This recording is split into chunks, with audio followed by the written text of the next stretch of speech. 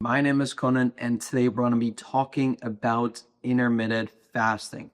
And now, as I talk about this topic, we're also going to be, quite funnily, how ironic, breaking my fast. So it's around 12 p.m. right now. I lied, it is 1 p.m. right now.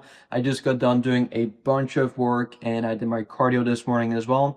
And then at this time, typically after I'm done with my cardio and with my deep work for the day, or at least for the morning, that is when I like to break my fast. And now in today's live call, I'm going to obviously answer some of your guys' questions, but then also just kind of explain why I prefer intermittent fasting, the benefits of intermittent fasting, what it does do and what it doesn't do, because I hear a lot of people make these obnoxious claims of what it does to your body, your autophagy, all these other things, which sounds really cool and really fancy on paper, but realistically speaking, I only really do this for one very specific reason, and it's also what some of my clients like to do. Not all of them, but some of them.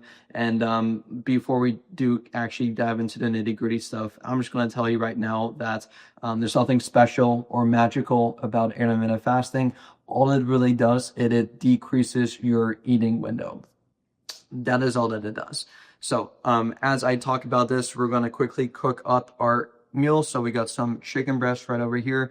I got this frozen. I got it sent to me by a company, which I'll share with you later on. But I just defrosted it in the fridge overnight, and now it's nice and defrosted. And because I don't have any cooking oil or sprays or butters or oils in my house, the way that I basically cook most of my meat and my eggs is by poaching it. So this is what I do. I'll put it into a pan.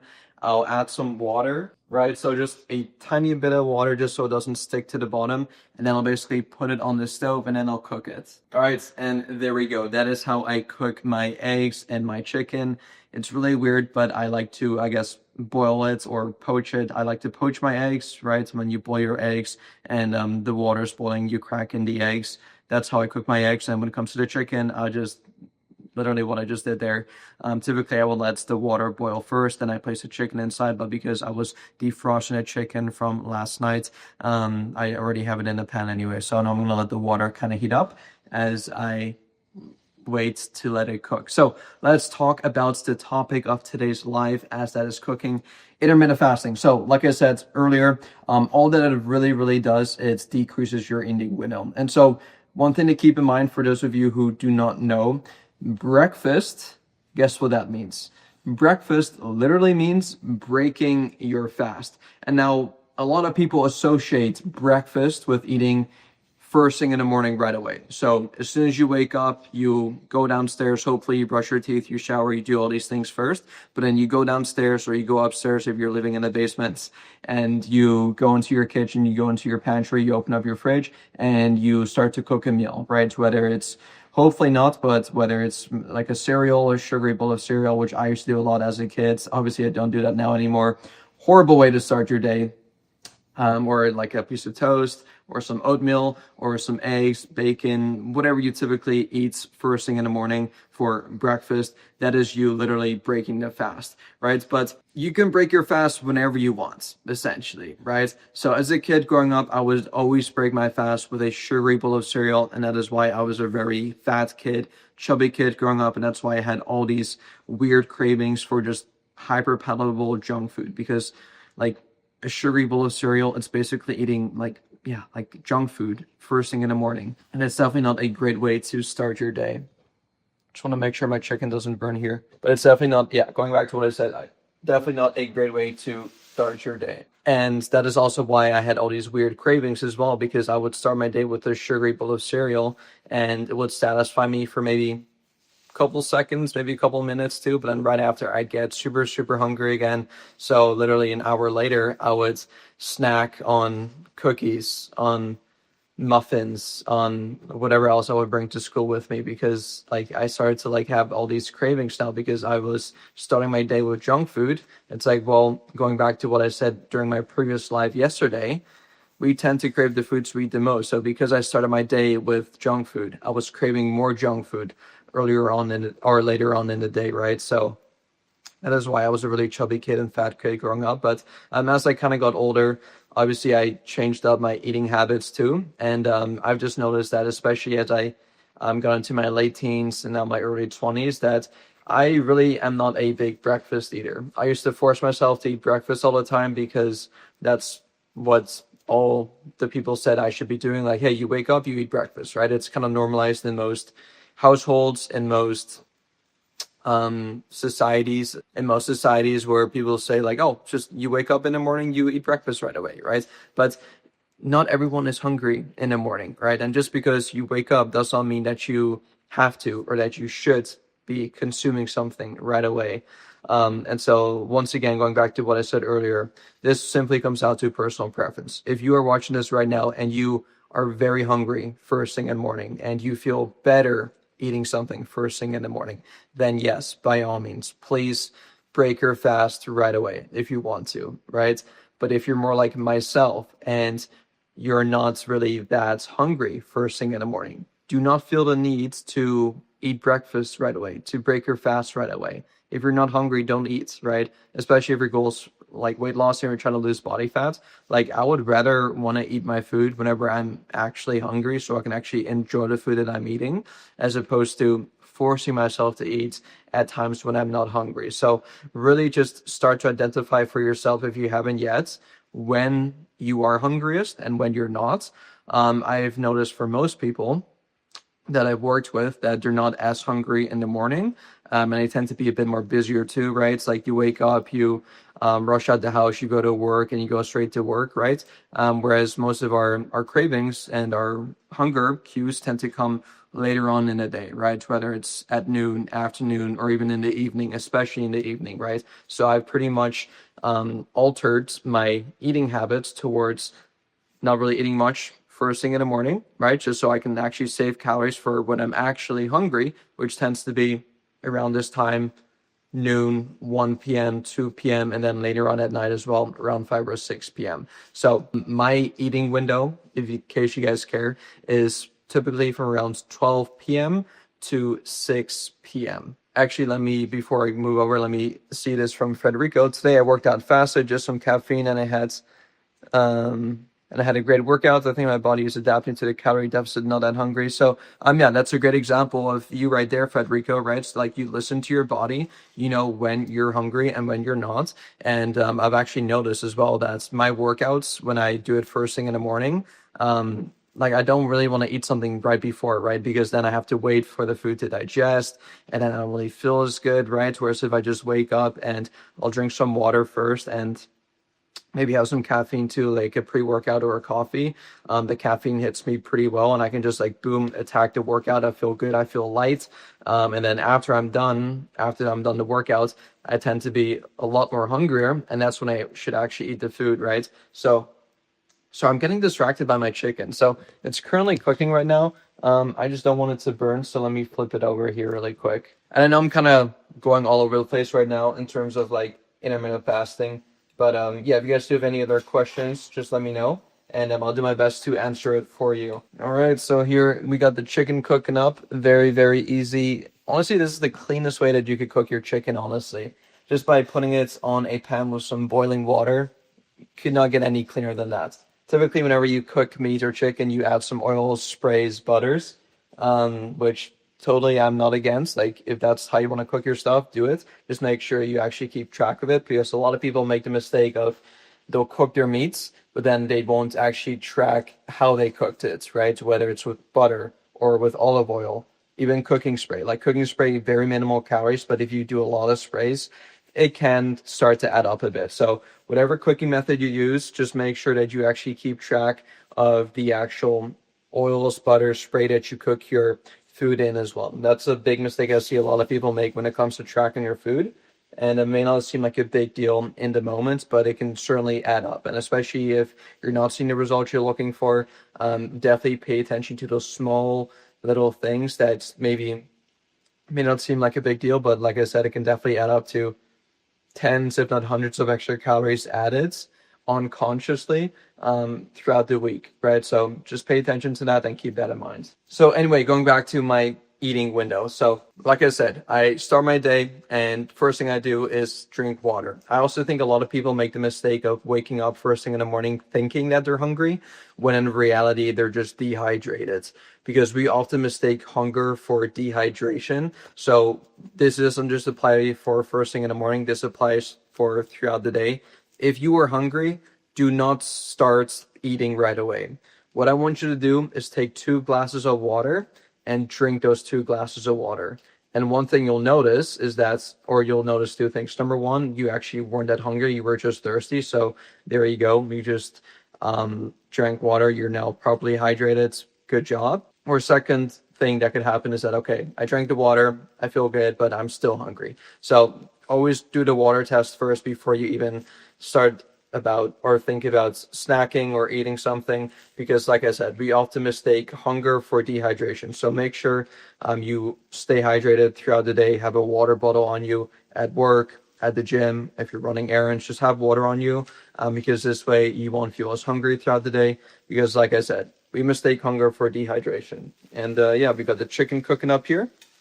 It isn't quite ready yet, and as you can tell, the water has evaporated, so I'm going to add a bit more water into the pot because there's no more water left. So I wake up, I drink my water, I also take my supplements. It's a great way to kind of stack the habit of drinking water with whenever I take my supplements, just so I don't forget. So yeah, first thing in the morning, 1 liter of water, I'll take my supplements. It's a fish oil, multivitamin, creatine as well. I'll do that. And then after that is done, I'll take some electrolytes too, and then I'll do my cardio. So whether it's a morning run or just a walk outside or a walk on a treadmill workout, I always start my day with movement. This really sets the tone for the day, and it just gives you so much confidence for the rest of the day moving forward. It gives you more energy as well. And it's just something that I've been doing for the past couple of years now, and I just love starting my day with that. So once again, whether it's running, I've been doing a lot of running recently as I've been practicing more for my marathon. I did my marathon a couple weeks ago, absolutely crushed it. And for the next couple months moving forward, I'll be training for another marathon. But before I do that, I actually have a high rocks competition that I'll be training for as well. But yeah, wake up, drink my water, do my cardio. And then after that's done is when I head to work, and that's when I like to do most of like my deep work. So I'll sit down on my computer, sit down on my desk, and now you may notice that I still have not eaten anything, right? I have not consumed any calories. And once again, that is because I am not hungry first thing in the morning. I feel great on an empty stomach. And then also from a cognitive perspective, right, with my brain, I feel a lot better doing my deep work, right? Sitting down, whether it's scripting, editing, clients check-ins, client calls, clients programming on an empty stomach. Because if I were to eat something, especially when I do like the deep work, I kind of get some brain fog, right? I'm not sure if you guys have experienced this too, after eating like a big meal or like a carb heavy meal, that you feel a bit of brain fog, right? And so that is why I also don't like to eat first thing in the morning, because I get brain fog, and I do not want that, especially when I do my cardio or when I do my deep work, because I want to be super productive. I want to feel sharp, and I feel sharpest by being in a fasted state. Now during this time, I will still be drinking my water. I had already drinking my electrolytes too, but I also have some caffeine. Now, caffeine is a wonderful thing because it does 2 main things. Number one, it gives you more energy, which is great. And then number two, it suppresses your appetite. So what you'll notice by you consuming caffeine, specifically from either a coffee, a black coffee, or a tea, or a 0-calorie energy drink. Here's another thing. I see a lot of people make this mistake where, yes, they'll have their coffee, but then they'll absolutely just pour a bunch of milk, a bunch of cream, a bunch of sugar, a bunch of just junk into it. And it turns out into something is relatively healthy. A black cup of coffee, it actually has a bunch of antioxidants in it too, has a bit of fiber as well, actually. And you turn this nice, healthy thing into a milkshake first thing in the morning, right? Like think of it like your frappuccinos, or even like your home cooked or homemade morning brew. Like I like to drink it black, and also if you add creamers or sugars into it, you're not going to be fasting anymore, right? Because obviously those things have calories, and if you consume calories during your fast, you are no longer in a fast anymore, right? It's not a huge deal. Like if you want to do that, fine, but just make sure that you keep track of it. Because going back to one of my other points, like same thing with the oils and the butters, a lot of people don't take into account the calories that are in their morning coffee, in their morning tea, in just liquid calories in general, right? So make sure that you pay close attention to that. If you want to add those things into your coffee, I'm not saying that you can't, just make sure that you keep track of it. And then also be aware that you're going to be putting yourself out of your fast. So I'll have a black coffee, no creams, no sugar, plain black. I genuinely love the taste.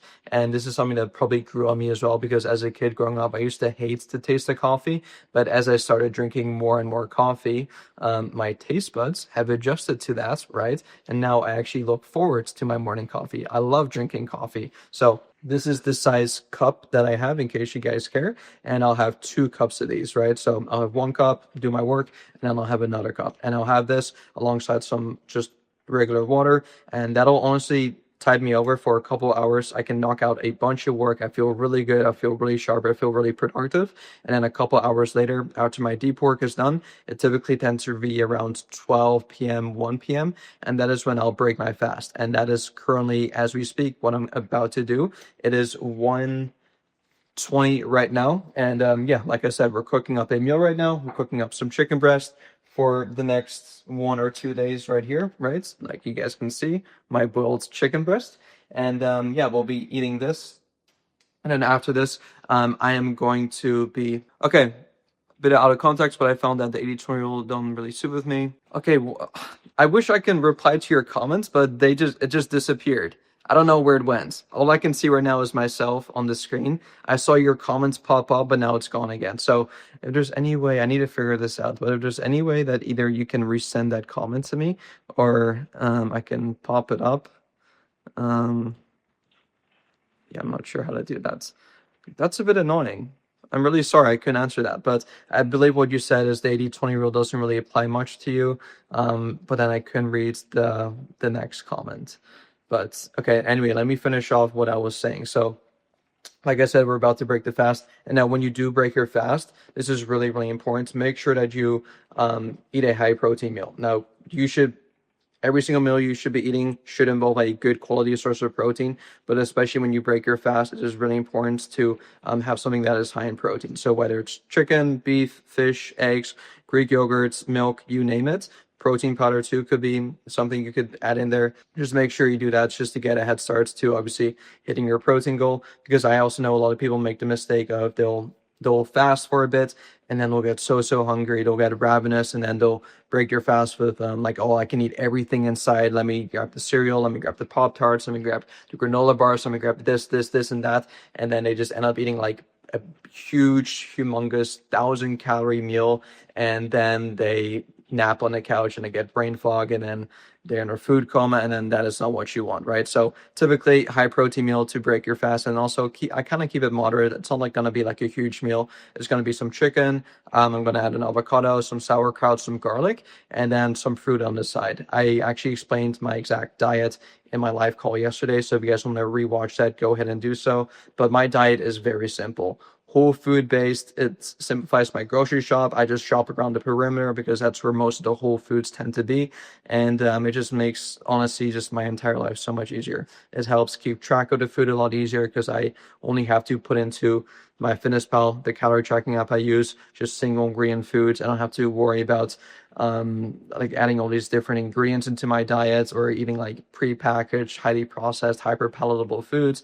I just love just the simplistic approach of whole foods that only have one ingredient in them, makes keeping track of it very easy. I enjoy it. I feel the best. My skin is the clearest. My libido is great. My sex drive is great. My hormones are on point. Everything is just on point by simply eating a whole foods based diet, right? And now I still keep track of my calories, still keep track of my macros. Calories are king. They'll determine whether or not you're going to gain weight, lose weight, or maintain your weight.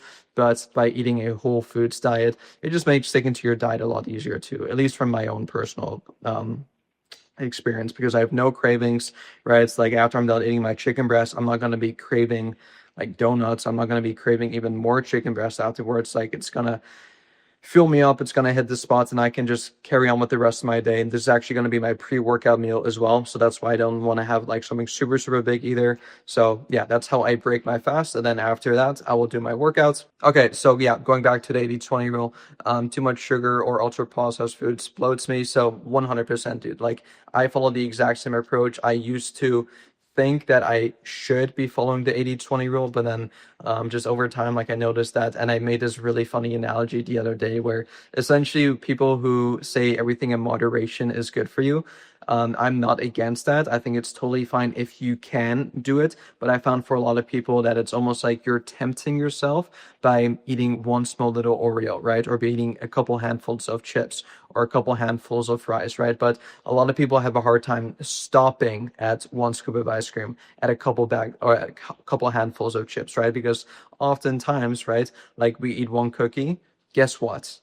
You're gonna want to eat another cookie because it's so delicious. And all these food scientists have engineered their foods to be as addictive, as tasty, as hyper palatable as possible, which makes it very difficult for you to stop at just one piece of cookie or one chip or one whatever, right? Like, and that is why the whole, like, everything in moderation is like, it's definitely a lot easier said than done, especially for a lot of people probably watching this right now as well, right? It's like if I tell you, like, hey, you can only have one slice of pizza, that is it. And then the rest of the day, you eat healthy food. Well, if you're going to eat one slice of pizza, guess what you're going to be thinking about the rest of the day? Pizza, because it's almost like you've tasted how good it was and you know how good another slice can be, but then you have to force yourself to stop because if you overdo it, obviously you're going to go over on your calories, right? And so what I found for myself and for actually most of our successful clients that I work with one-on-one is that if we just completely eliminate just like the temptation of that one slice of pizza and just instead eat whole foods like I'm eating right now, chicken breast. Number one, you won't even think about junk food, right? Because you're eating whole foods, and you won't have the cravings either because, like I said, we crave the foods that we eat the most. So if you're constantly eating healthy food, you're going to be craving more healthy food. Whereas if you're here and there sneaking in some junk food, processed food, whatever, you're going to just be naturally craving more of that food because you are tasting it every single day. Right. So Federico, like 100%, I love that. And it's also almost like a win-win situation where you know that if I eat junk food, I feel bad. It's like, okay, well, to avoid me from feeling bad, whether it's my digestion or my skin, whatever, like, let me just not eat junk food and let me eat our whole foods instead, right? So it's like, it's literally a win-win-win-win-win-win situation. Like, there's no downsides to eating whole foods. So yeah, love that as well. Plus, most Whole Foods tend to be a lot cheaper as well than going to your drive-throughs, your Starbucks. Like I see people go to Starbucks every single morning. They get a Frappuccino, they grab a bagel, they grab a donuts, they grab like it's expensive, right? And then people sit there and complain about saying like, oh, like blah blah blah, like I can't afford it. It's like, well, yes, you can. Like if you compare an apple that you can get at the grocery store compared to like an English muffin that you like a McMuffin or like a donut that you get at Starbucks or that you get at Krispy Kreme, whatever, it's like an apple is going to be a lot cheaper than a donut, right? So a lot of people just don't take that into consideration. Your health will improve. Your wallets will thank you 100%. You can even buy foods in bulk too, so you have a ton of healthy food, and the cost per serving is going to be a lot cheaper as well. So I believe my chicken is about to be done here. So this is just some chicken breast right over here. And so yeah, that's basically why I intermittent fast. It is not only because I am not a big breakfast eater, which is honestly the most important part. But yeah, that is the most important reason why, right? I'm not hungry first thing in the morning. But I also know some very successful people on their fat loss journey, including some of our clients too, who eat breakfast as soon as they wake up. They break their fast as soon as they wake up, and they are still successful. And you want to know why? And that is because they stick to their calorie deficit, right? At the end of the day, like I said, there's nothing special or magical about intermittent fasting. All that it simply does, it decreases your eating window. So instead of eating your first meal at 8 a.m. and your last meal at 8 p.m., which is a 12-hour feeding window, you instead maybe delay your breakfast, you would delay breaking your fast maybe until 10 a.m. or until 12 p.m. or until 2 p.m., right? So as you can tell, depending on when you want to break your fast is how long your feeding window will be. So for myself, my feeding window will be from 12 p.m. until 6 p.m., right? So it's a 6-hour feeding window. So I fast for 18 hours and then I feed for 6 hours. Whereas some other people want to maybe do like a 10 a.m. to 6 p.m., right? So you have an 8-hour feeding window. There's nothing special or magical about the feeding window. It doesn't matter how much you broaden it up or how much you shrink it by. Like, again, it doesn't matter. Like, if you're eating more calories than you burn, regardless of if you're intermittent fasting or not, you're still going to gain weight. Like, you cannot break your rules of thermodynamics, no matter if you intermittent fast or not, no matter if you eat breakfast or not. You cannot break the rules of thermodynamics, right? However, it just makes it a lot easier to stick within your calorie goals for the day if you shrink your eating window. And also for myself, like, I would rather eat 2, maybe 3 larger meals in a shorter time span. Helps me eat or helps me stick to my diets, to my calories, all these things, as opposed to eating 6 smaller meals throughout the day. Like, I've never been a big fan of that. I hate snacking. I never snack. I would rather have 2 large meals, maybe 3 large meals, and like sit down and like really like just enjoy it and like savor it, as opposed to eating small little bite-sized kind of meals, like 300-calorie meals, like couple times throughout the day, 6 meals a day. Like, I've never been a big fan of that. It's like, it doesn't fit within my schedule either, because like having to cook every single time or having to just sit up and like eat and then have it digest, it's like, it's kind of like annoying, and it's kind of like, it gets in the way of like me being productive and working and stuff, right? It's like when we're eating, it's like we're eating basically, right? We're not doing anything else. So I want to pretty much maximize the amount of time that I can do work and then minimize the amount of time that I'm like eating and stuff, right? And so yeah, once again, it fits best within my schedule. That's another reason. Second reason is because, once again, I am just eating based on when I'm hungry, and I tend to be hungry around the 12 p.m. to 6 p.m. window, right? So pretty much why I intermittent fasting is for personal reasons, personal preference. But like I said, you can still be very successful on your fat loss journey, on your weight loss journey, if you don't intermittent fast, right? So that is the biggest thing that I want you guys to take away from this video. Just know that there's nothing special or magical about intermittent fasting. It is just viewed as a tool that you could use, a tool in a toolbox, if you will, right? If you're not a big breakfast eater, then yeah, sure, experiment with it, right? Whereas if you are a big breakfast eater, then don't experiment with it, right? But yeah, just kind of keep that in mind. And I also know some people who have tried intermittent fasting before, right? And they've completely miserably failed because they don't feel good being fasted in the morning. Like, they tend to think about food all day, and then when they do break their fast, they tend to like binge a bit more on their diets. They're a lot more food focused. And if that is the case for you, then please don't. Like, please, it sounds like there's going to be a lot more harm being done than good, because it's supposed to enhance your life. It's supposed to make you more productive. It's supposed to just, once again, just enhance your life. But if it's starting to take away from your life in terms of, okay, my energy is bad, I have brain fog, I'm constantly thinking about food, and when I do break my fast, I just tend to eat a lot more than I typically should. Whereas if I eat breakfast first thing in the morning and I just have evenly spaced out meals throughout the day, I feel on top of it, I've sustained energy, then please, by all means, do that and keep doing that. There's not like a one size fits all when it comes to fat loss and weight loss. It is a very individualized approach, dependent on the person and dependent on your preferences, and then also even like your lifestyle. Like, if your life requires you to not eat breakfast or to eat breakfast, then like, yes, like, do that, right? But yeah, that is basically everything. My chicken is about to get done here. I believe it is done, actually. So yeah, that is actually also how I cook my chicken breast. Easy, delicious, super juicy as well. And I only season it with salt. That's the only seasoning I really use. I don't have any of these fancy seasonings, ketchups, hot sauces, whatever.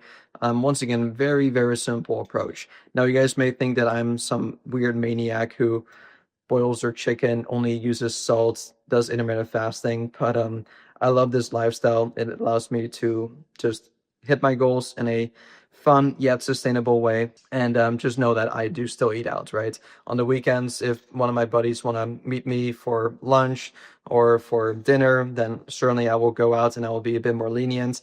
And that's when I'll get a bit fancy, and maybe I'll add some different condiments to my meals. Maybe I'll add some different seasonings. So of course, I'm going to be eating different food as well, right? But at least Monday through Friday, when I'm just in my grind, in my zone, I tend to just have a really simplistic approach to my nutrition, my daily routine, my workout, just everything I do. So yeah, hopefully you guys took some value out of this live call. If you guys do have any specific questions for me, unfortunately you cannot DM people on YouTube, but what you can do is you can DM me on Instagram. So handle is going to be in the description down below. If you need help losing around 30 to 50 pounds, all without sacrificing your favorite foods or spending hours in a gym, one thing you can do is actually schedule a free consultation call with me down below. And essentially what we're going to do is we're going to go over your current goals, we're going to go over your current struggles, and create a game plan together to help you absolutely crush them in the next couple of months. And with that said, I'll let you guys go.